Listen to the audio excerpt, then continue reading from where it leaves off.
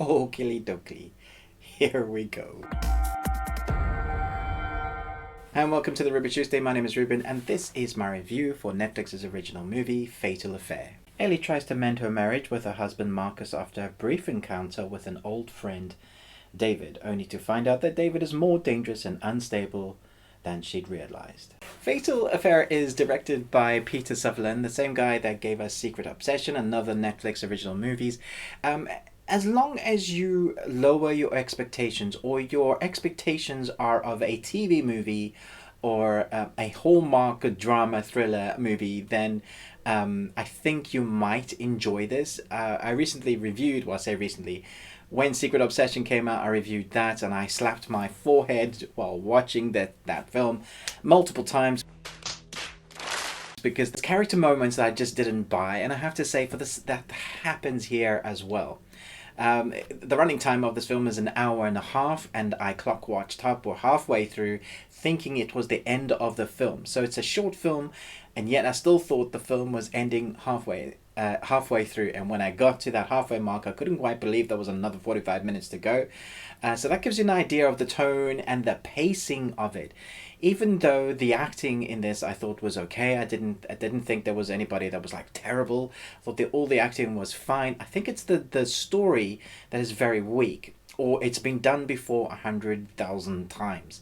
That's not to say that every film like in this genre needs to change up the format and do something massively different. I just like creativity. I like when a film tries to do something different. I think Omar Epps is probably the strongest thing in this film.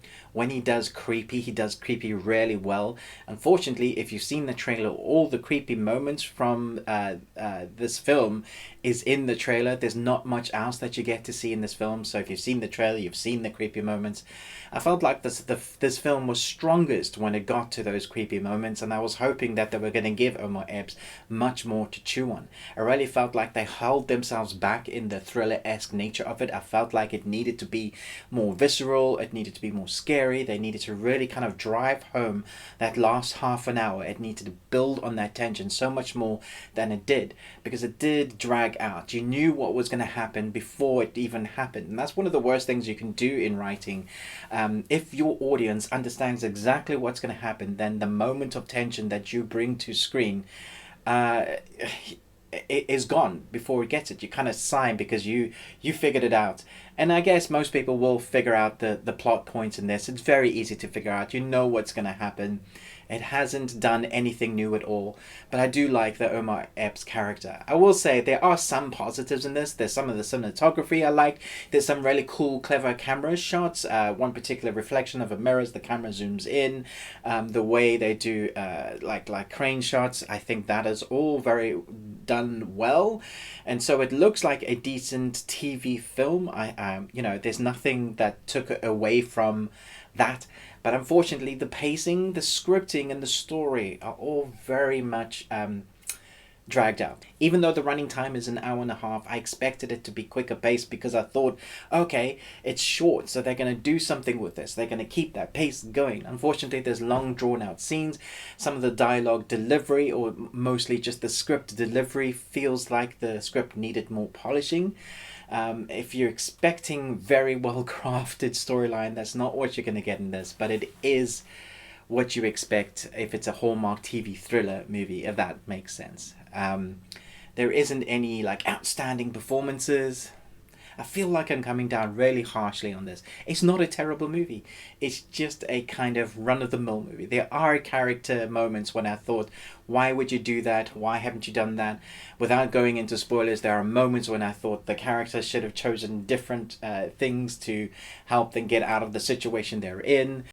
Some of the motivations of the storylines I just didn't believe. There is one particular moment between the protagonist and her best friend, and her best friend just doesn't believe her, and I didn't believe that in this film at all, because the fact that she chose this new guy that she's going out with over her best friend, that didn't make sense to me. It's someone that you've known for years, when suddenly you would believe a hacker new boyfriend. I just didn't buy that.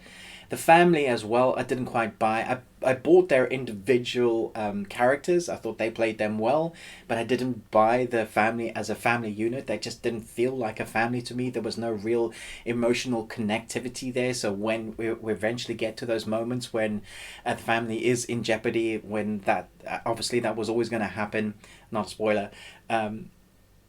I didn't feel like I was emotionally engaged. I think this is a film that you can stick on the background while you're making dinner or something and kind of watch, or have a conversation with your friend on your phone and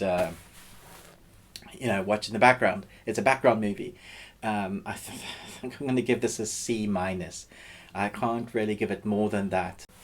If you like TV movies, then this might be up your street. I was hoping for a little bit more. Like I said, I think Omar Epps is the best thing in this. I was really hoping they were going to go more psycho with this. It could have been more.